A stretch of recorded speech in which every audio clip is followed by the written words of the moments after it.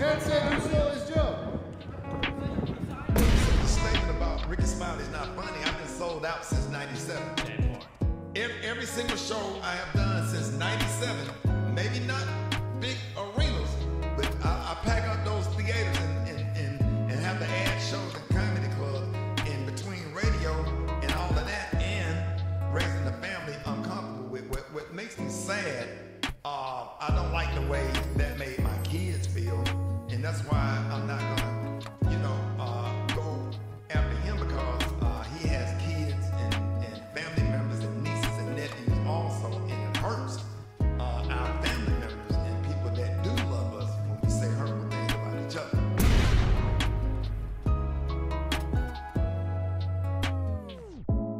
Show your face. Show your face, please, with sugar on top.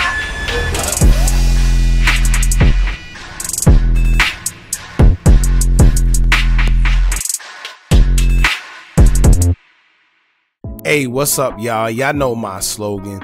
I don't know it all, but I know what I've been through. Now, before we get into this video, please make sure you head on down to Instagram and follow us on our official Instagram page at Hookah Anonymous _. We're able to be a little more explicit, a little more uncensored, and share content freely without running the risk of having our channel terminated. So, once again, make sure you head on down to Instagram and follow us on our official Instagram page at Hookah Anonymous _. We're almost at 100,000 subscribers, so if you like this video, make sure you subscribe and hit that bell so you're notified every time we drop new content. Now let's get into what you guys came here to see. Now, we're going to do a little something different today, a little quick rumor report. It's been brought to our attention that longtime producer for Dipset's own Cameron, who goes by the name ADM Beats, is being accused of stealing publishing from the label A Mafia Records, allegedly, where you have other producers who aren't getting their money for the work that they put in. In retrospect, this is equivalent to receiving a bad contract where an artist is putting in all the work and getting pennies on the dollar because his publishing is going to someone else despite the artist or producer putting in all the work. You may receive a little something, but nothing compared to what you should be. Hopefully they can work that out and the producers are properly paid for their work. And remember, y'all, do clean business because it pays off in the end. Your name is everything, and you'll risk that and your image trying to slime someone out for short-term money. So keep that in mind. But now, as y'all may know by now, Katt Williams done pissed the whole industry off and exposed a lot of things and a lot of people in the interview he did with Shannon Sharpe, which grossed over 13 million views in just one day. Sheesh. Now, to be honest with y'all, I don't know what sparked the outrage from all these individuals that Katt Williams spoke about this time around, because if you've been following Katt Williams in his career, you know that Katt been exposing the industry, sometimes discreetly and sometimes loud and bold. And some of the people that he did speak about in that interview, he already spoke about in the past, and they didn't gravitate to what he said before. So why now? Not to mention, out of everyone he mentioned, including Kevin Hart, Ludacris, Faizon Love, Michael Blackson, Martin, Cedric the Entertainer, Steve Harvey, the list goes on. Most of them replied by calling him a hater or something to that extent, but interesting enough, they never really mentioned him being a liar. Now, one of the reasons I'm doing this video is because I do find it kind of strange that a Katt Williams interview gained multiple millions in one day, and find it kind of strange that this interview will come at a time that it did, given that something else was also released recently, right? Kind of strange. And by that, I mean somebody's logs. So if y'all catch my drift, y'all know exactly what I'm talking about.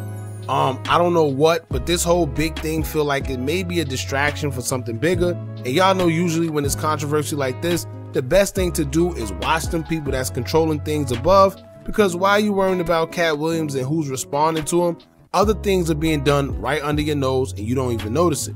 But that's another story. Now we're going to get into what Katt Williams had to say about Faizon Love and what Faizon Love had to say back. And out of everyone that Katt called out, Faizon's response was a little more interesting to me because these guys been not liking each other. And they have history together, where Faizon even accused Katt Williams of pulling a weapon out on him in the past. So we're going to get into all that, but take this time out to subscribe to the platform if you aren't already, and make sure you hit that thumbs up button so we can get this video into the algorithm and bring awareness to everything that's going on. Now let's get into it. During Katt Williams' interview with Shannon Sharpe on the Shay Shay show, Katt Williams will speak on Faizon Love upon many others. Katt said Faizon, having done his own tour in 30 years, called him a fat liar and continued to throw jabs at Faizon Love throughout the interview. Well, Faizon Love will respond almost instantly via Twitter and send a few jokes back at Katt Williams' way. And although they appeared to be jokes, they were real life events that actually transpired as well. Now, the first post he put up was a post of the time a man called the police on Katt Williams, stating that Katt Williams was holding him hostage. Faizon will call Katt Williams, quote, the body snatcher in the caption. Check this out. Okay, and what's your name?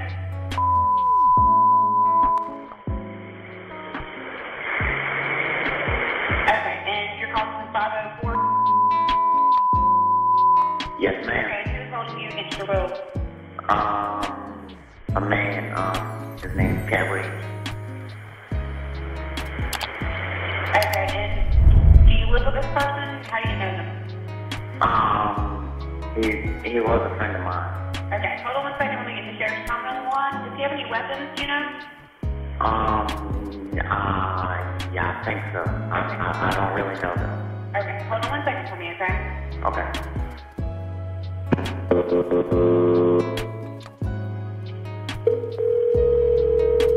Okay, you still there? Yes, ma'am.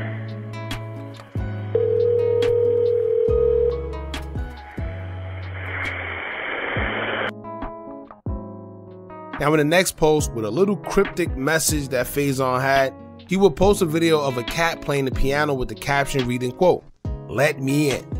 Now, I don't know if that was a slick shot at Katt Williams stating that he's doing what he's doing, trying to get into the brotherhood and the elites by saying let me in while playing the piano with a dark background. I don't know, man, but like I stated before, it was very cryptic and he just kept it at the caption and didn't express anything any further. Now in the next post, it would say, quote, all my brothers and sisters were jealous of me because I was the only child. Hashtag something a cat might say.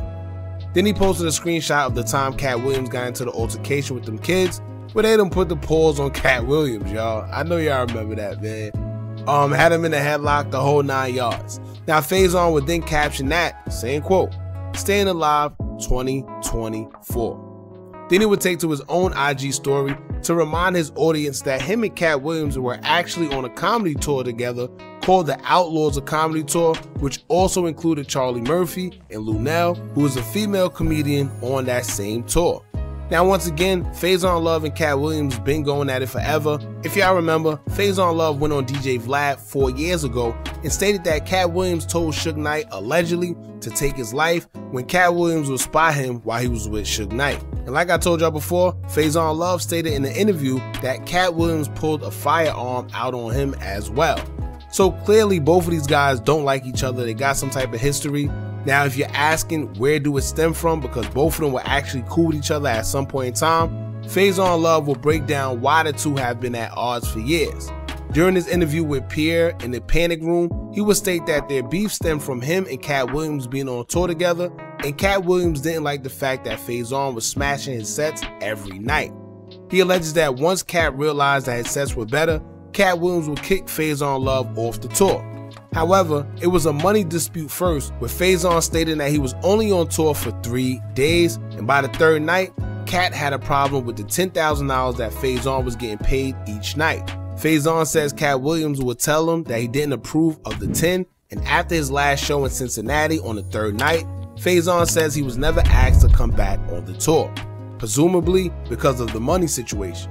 He says after that, Katt Williams would do shows and tell the fans that Faizon died when they would ask about him, and made jokes saying Faizon died and even if he had a funeral here, it wouldn't have filled several tickets.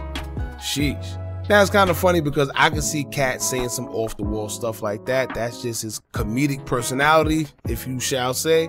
But I could definitely see Katt Williams saying something like that. But that's where the beef between Faizon Love and Katt Williams would stem from. And like I stated earlier, I don't know what's going on, but Katt Williams got a response from almost every comedian and individual in the entertainment industry. Literally broke the internet. 13 million views on one video is crazy. Especially given that Katt Williams been out here for a long time, and I don't even think one of his own videos going off on somebody done did that much views. right? Now, Katt Williams did Steve Harvey and implied that he steals jokes, as well as Cedric the Entertainer not writing his own jokes. And if some of y'all are old enough to remember, Steve Harvey was accused of stealing jokes from old school comedian Mark Curry. Halloween was a trip. Halloween, we couldn't afford no Halloween costume. Hey kids, please. I'm gonna send us down to the liquor store and put boxes on us. We didn't know what we were. I don't know what we are. I don't know. She didn't tell him. I think we UPS, I guess. You heard me say that every Halloween I had the same outfit on. Every year. I just had a brown box. No, it wasn't nothing sad. I just not asked my father, could I have a new outfit? He said, no, just wear the same one, just a brown box. And he just told me to tell everybody I was a UPS man. Okay, so tell me now, said thank you. So what's up with you and Steve, man? I ain't nothing with me. Well, Steve stole my material on the show, so I had a beef on that. On what show? When he was on his the talk show he had, and he did all my Halloween material one Halloween. I'm watching that. Somebody called me and said, man, homeboy doing your material. So he did my whole Halloween run. And I know he didn't think of it. And this is true stuff that really happened to me. And so my thing is, you don't have to do that, homeboy. So, you made enough money. You made enough money. You did enough. Why are you on my material? Right. And not to mention, a lot of us may not remember, but Katt Williams and Steve Harvey been going at this for a long time.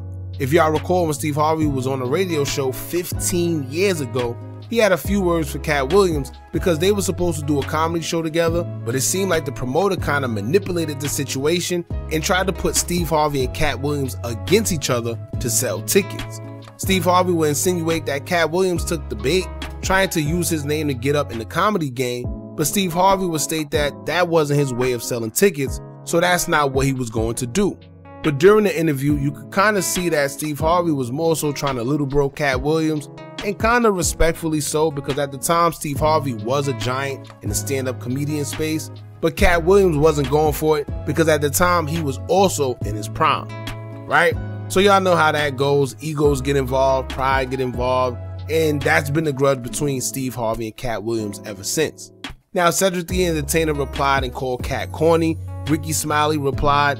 Ludacris replied. Kevin Hart, Tiffany Haddish, Michael Blackson, the whole 9 yards, and a whole bunch of other comedians that, he probably didn't mention, but they still mentioned Katt. But let me tell y'all something. Usually when tempers flare like this and one person can get a whole crowd to defend themselves against their word, it's usually some type of truth to it.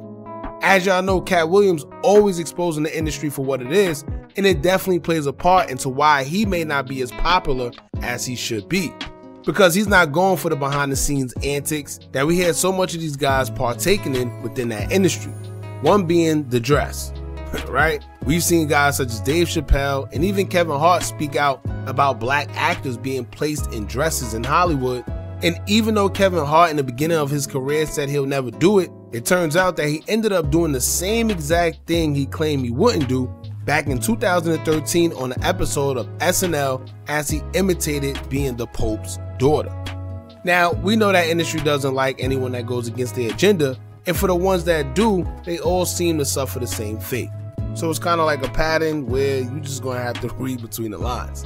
So whether you agree with Katt Williams or not, it's best you pay attention to what's going on and read between the lines. And before you judge, just see what he's trying to say, man, at least. You don't have to agree, but at least listen. But anyway, y'all jump in the comments and let me know what y'all think about Katt Williams exposing all these dudes and how y'all feel about the responses as well. Don't forget to like, comment, share, and subscribe. Hit that bell so you're notified every time we drop new content. And remember, as long as we keep on watching, I'm going to keep on dropping. And I'm out.